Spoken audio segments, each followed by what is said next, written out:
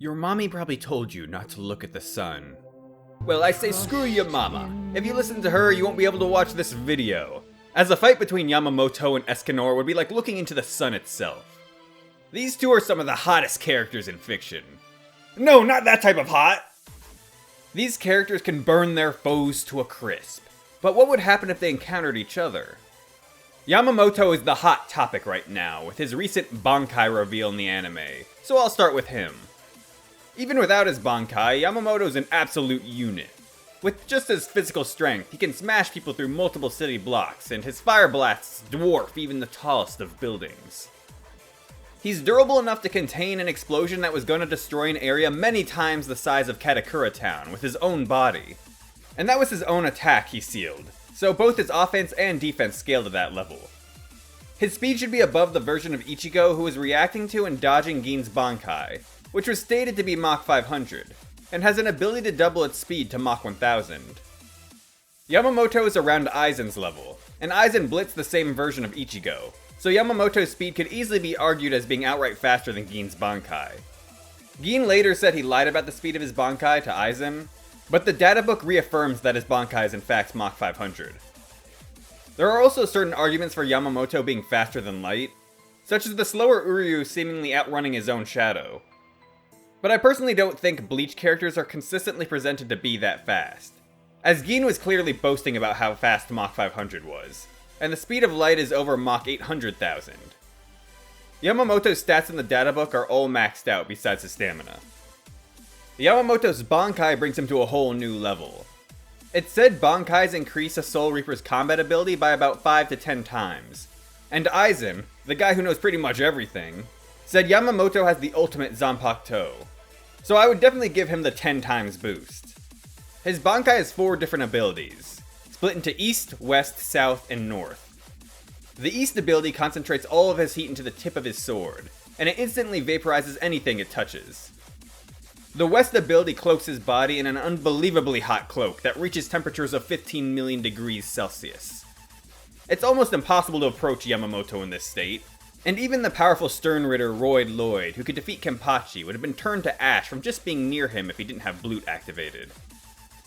The South ability reanimates the enemies Yamamoto has killed in the past to fight for him. They can help hold down, distract, and tire out his foes. And finally, the North ability allows the heat from his blade to extend out to reach enemies who would normally be out of his range. This ability instantly took a chunk out of Royd before he could react, and he was keeping up with Yamamoto previously. It's also worth mentioning the heat of Yamamoto's Bankai was threatening the entire Soul Society. The Soul Society is supposed to be a reflection of Earth, so this should mean his heat affects a planetary range. At bare minimum, it should affect the entire Serite, which takes 40 days to walk around, making it country-sized. That may sound like a hard act to follow up, but Escanor has too much pride to back down. I already made a video on how strong Escanor is, so I recommend checking that out if you want some more details on his scaling, but I'll go over the basics. With his power of sunshine, he gets stronger as the day reaches noon, and at high noon he reaches the peak of his power and enters the One state. Even in the early day with a power level of about 50,000, he was able to tank a strike that sent a shockwave that cut small mountains in the distance. His own striking power would obviously be far beyond this. While fighting Meliodas, his power level rose to over 114,000, yet he still got humiliated. Meliodas had the power to destroy an entire kingdom when he had a temper tantrum, leaving a seemingly bottomless pit. This is important because after Escanor entered the One mode, Assault Mode Meliodas with a power level of 142,000 only made him itch, and then Escanor proceeded to one-shot him. This version of Escanor easily scales to Meliodas' kingdom-destroying feat, and arguably a decent amount above it. Escanor can actually push himself even further into the One Ultimate mode, where he went from being about evenly matched with the Demon King in a fistfight, to eating his fist with his abs and giving him a beatdown. In the final fight with the Demon King, Meliodas outpaced Lightning on multiple occasions, and Escanor kept up with a version of the Demon King even stronger than that Meliodas, so he should be a decent amount faster than Lightning, even while not in the One mode. When it comes to heat, his cruel sun can passively melt the armor of Holy Knights, and causing it to blow up with Pride Flare can instantly evaporate an entire lake. A heat flash from him disintegrated the Vampire King and melted his entire castle along with him. So how do these characters compare? I think when it comes to speed, they're both around the same tier. The leading bolt of a lightning strike is about Mach 300, and Gin's Bankai is apparently Mach 500 to Mach 1000.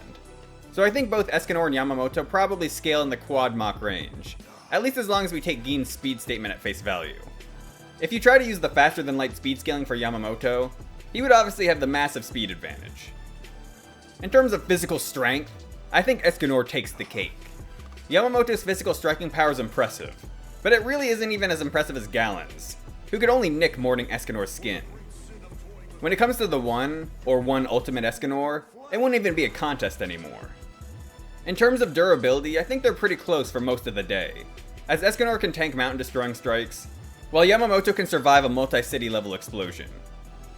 Once Escanor enters the 1, I think he wins this category again, as he should be able to survive Meliodas' Darkness Nuke, which is likely far more powerful than the blast that Yamamoto contained. The 1 Escanor could arguably even tank that Darkness attack, while Yamamoto was heavily wounded from the blast he took. The 1 Ultimate Escanor is even more durable on top of that, so I think it's pretty clear he's the more durable one. And if you really want to hype up the multi-city level fire explosion, the Demon King in Meliodas' body was basically spamming larger than city-sized fire explosions on top of himself and Ban, over and over again, dealing basically no damage to either of them. And both of them at that point are physically weaker than the 1 Escanor, let alone the 1 Ultimate Escanor. Now when it comes to their heat and fire abilities, both can create massive fire blasts, and both of them can burn away lesser foes.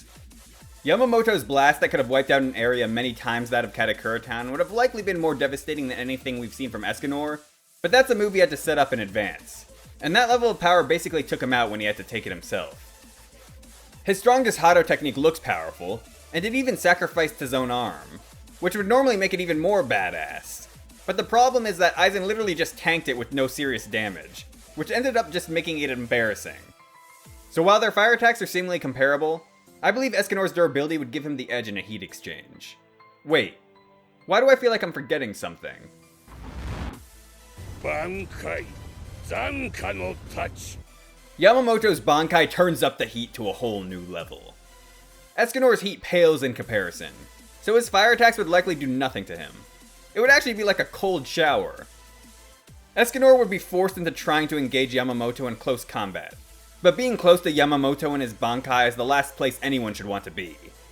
I don't think Escanor has the feats to say he could survive being in close proximity to 15 million degrees Celsius, let alone being tagged by a direct hit from Yamamoto's sword. I think there's no doubt Escanor would need to be in the 1 Ultimate form to have even a snowball's chance. And the 1 form only lasts 1 minute at high noon. And the 1 Ultimate form may last longer, but it uses up his life force and kills him. I find it highly unlikely that Escanor could end the fight against Bankai Yamamoto in under a minute, meaning he would be forced into the 1 Ultimate state, and Yamamoto could use his Army of the Dead to hold Escanor back and waste his life energy away. I don't think that would really be necessary, as Escanor tends to tank attacks due to his pride, and I think Yamamoto will kill him upon impact. But let's say in the unlikely scenario Escanor can actually survive some hits, I still think Yamamoto has a good shot at winning, and Escanor might just die anyways due to entering the 1 Ultimate state. So in conclusion, I think if Yamamoto isn't in his Bankai, he would have a good fight with Escanor for most of the day, but would probably end up losing, especially if it's near noon. He would likely lose badly if Escanor enters the 1 Ultimate state. But if Yamamoto goes Bankai, I think he wins no matter what form Escanor takes on. So at their strongest, I think Yamamoto would be the winner of this battle.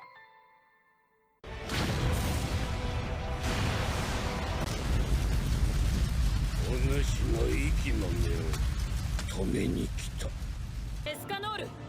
その団長殿はお前の手にすら余る存在だ。ご心配なく。私はこう見えても子守がとても得意でしてね。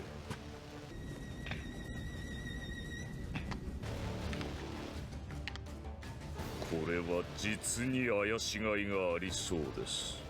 抜かせ！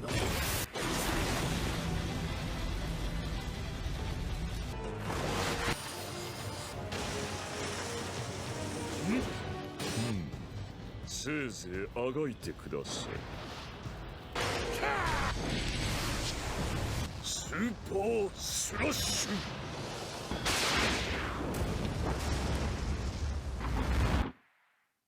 Bankai.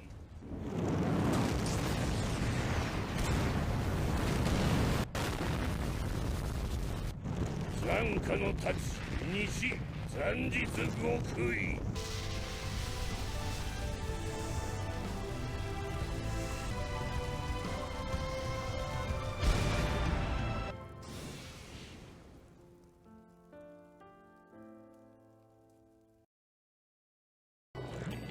貴様は強い。この我の次にな。